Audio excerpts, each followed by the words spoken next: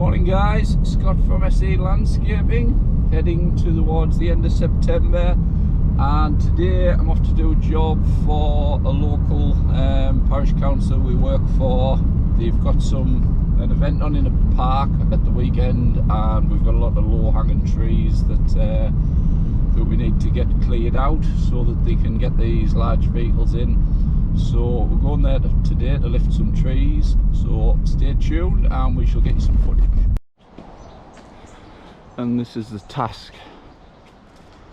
So you can see a lot of these low branches overhanging the car park, and we won't be able to get big vehicles and things in.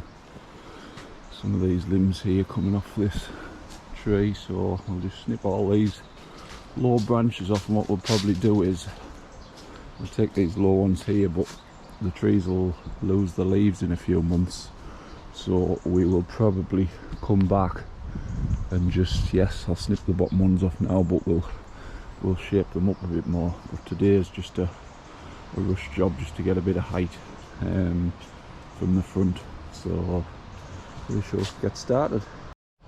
I'm going to do most of the work with our AR3000 battery pack and our HTA 85 extendable pole saw.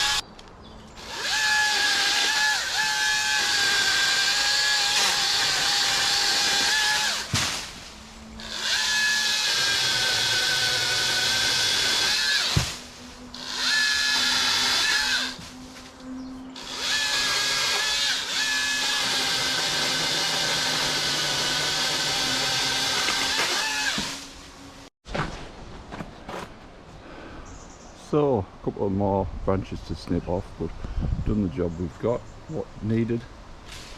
And a little waste of 10 minutes work. Carnage.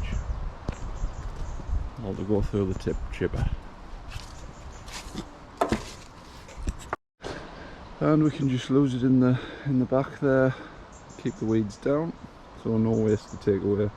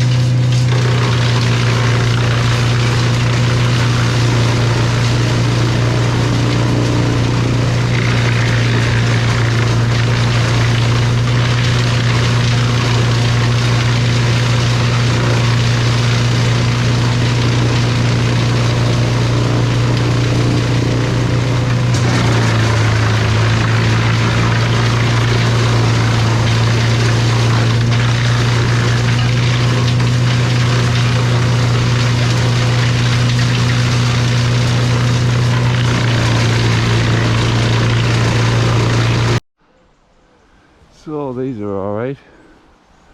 Just snip a few bits off that we've missed down there, and that will be the job.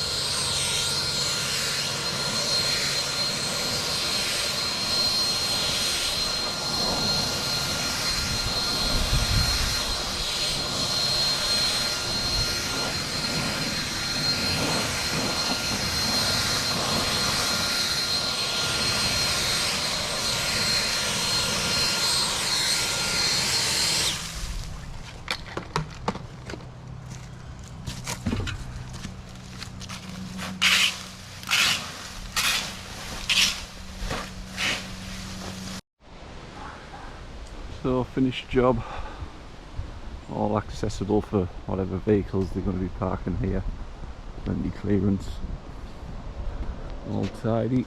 Like I say, a little bit of work to do in the winter, but that's not today. This was just a matter of getting it down. And lost everything there on an area that's usually just gets sprayed out for weeds.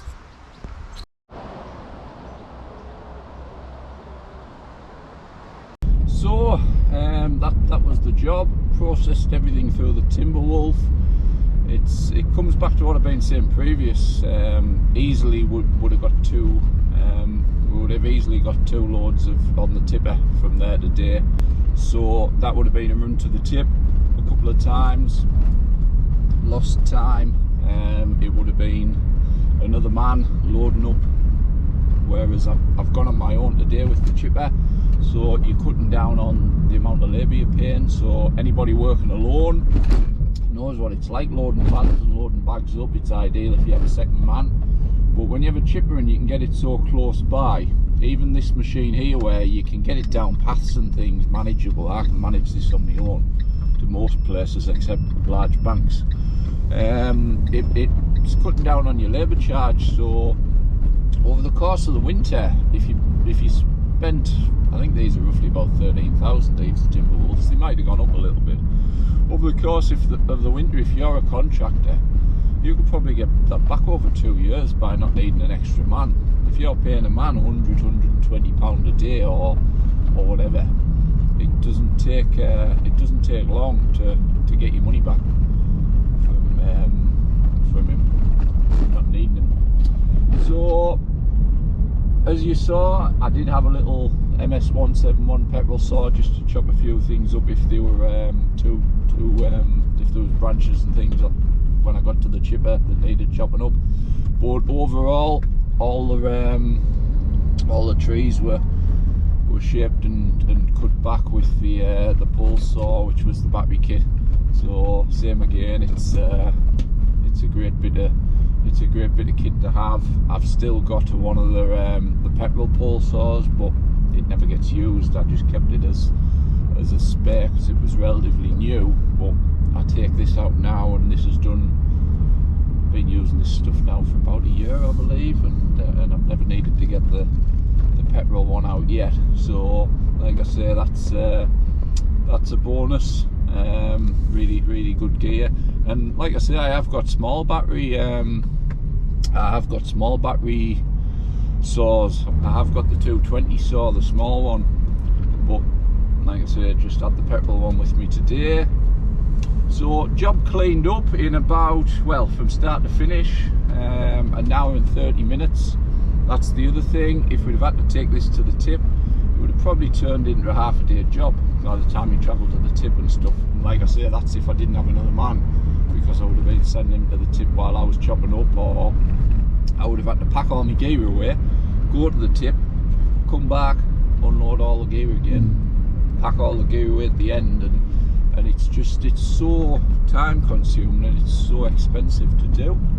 So what I've with investing in the Timberwolf, it just saves all that chew as well as all that time. You know that unless that machine breaks down from going to that job there, you're leaving that job, you're arriving at that job and leaving that job finished once, and that's it. And like I said, time, you've seen yourself how much came off when I showed the clips when I did the first lot of felling. So there will be a bit of work to do on those trees back end, but it was a matter of getting this sorted for them. I haven't left them looking daft, if you know what I mean. I haven't chopped all the trees off one side and just left the branches. I've left them reasonably, I've left them in a reasonable shape so that yes, they do need work, but you couldn't tell that I've sort of I've hacked away at them or anything. So job done, and still busy with the grass cutting, but the nights and mornings are pulling in, and I think I said on my previous video, the grass is slowing. I've got a couple of sites that never stop growing, but most of my sites now are going back over and slowing down. So you know the winter's coming. Over the winter, like I say, we've got all our regular pruning to do, and I've roughly the last few weeks I've booked in about £25,000 worth of work. Now that's pruning, that's a bit of planting.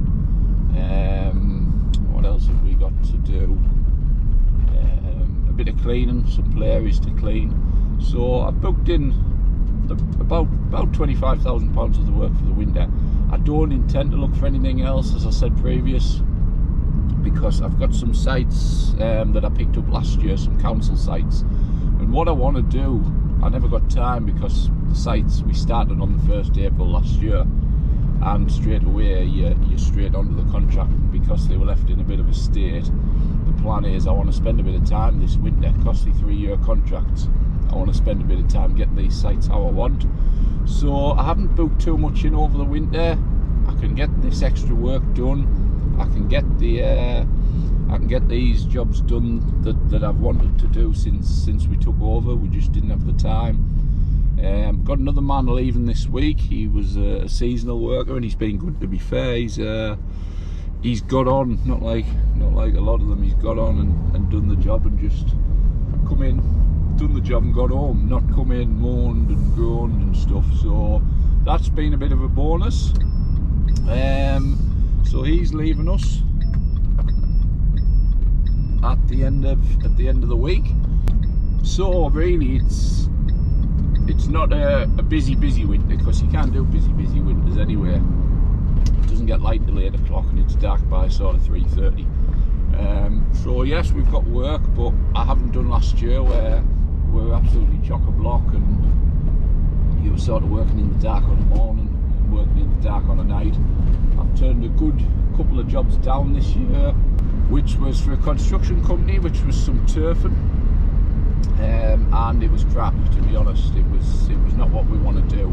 Now they offered us some more work about 3 months ago. I think they had 80 gardens up at Sunderland, and 35 of them were ready to go for the winter, and I turned them down because I just don't want to be back on sites in the winter, and I don't want the crap of what we had on that previous job. It's not fun. You know you're leaving someone's buying a house or renting a house, and they want it to be right, and you know you're leaving them a load of crap, and I don't really want to keep putting my name to that. There's a local firm in my area, they do a lot of new builds and stuff, and the work's crap, and everybody knows, and they're getting a reputation for being crap, and the problem is if you do that, you end up the same as them and no better than them. So that's not where we want to be. So I turned that work down, and yes, it was, the problem is they want you to do crap and they still pay you. So So you could argue that just go and do the work and get paid and walk away, and it's their problem, because that's what they've asked you to do, and it is good money. I mean, I made a hell of a lot of money last year on them gardens and the fencing and stuff. So there is that, but it's not what I want to be, because like you say, people see your van there, and the way social media is nowadays, people take a picture of your van, take a picture of your work, and before you know it, you're all over the internet.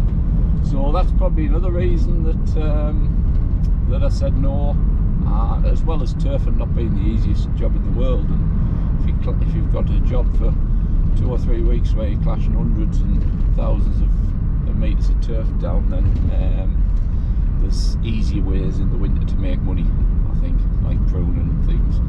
So that is the plan. That's a bit of an update. So like I say, we'll keep the videos coming. We'll get some videos over the next few months, mainly pruning. Might be a bit more grass cutting before. There might be a bit more grass cutting before the season finishes. So we'll see how it goes. So thanks for watching, guys, and we will see you on the next one.